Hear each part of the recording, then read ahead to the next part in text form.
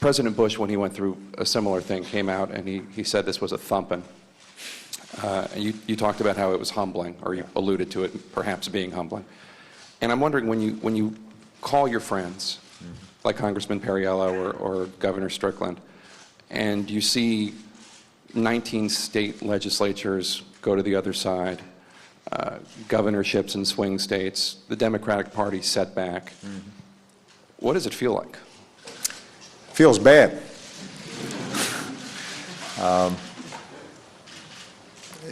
The toughest thing over the last couple of days is seeing really terrific public servants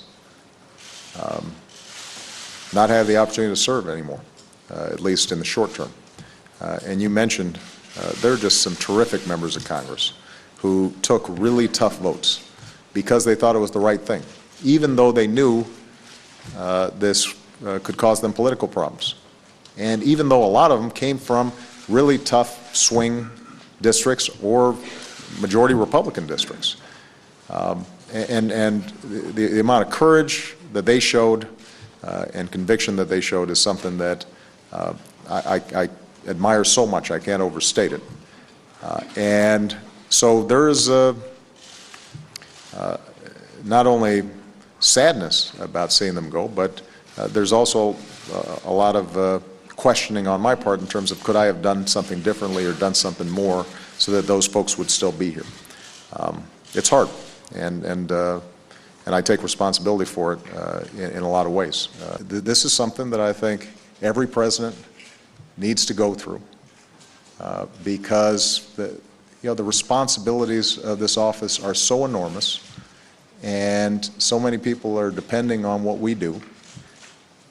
And in the rush of activity, sometimes we lose track of the ways that we connected with folks that got us here in the first place.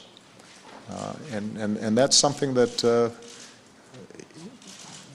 now I'm not recommending for every future president that they take a shellacking like I did last night.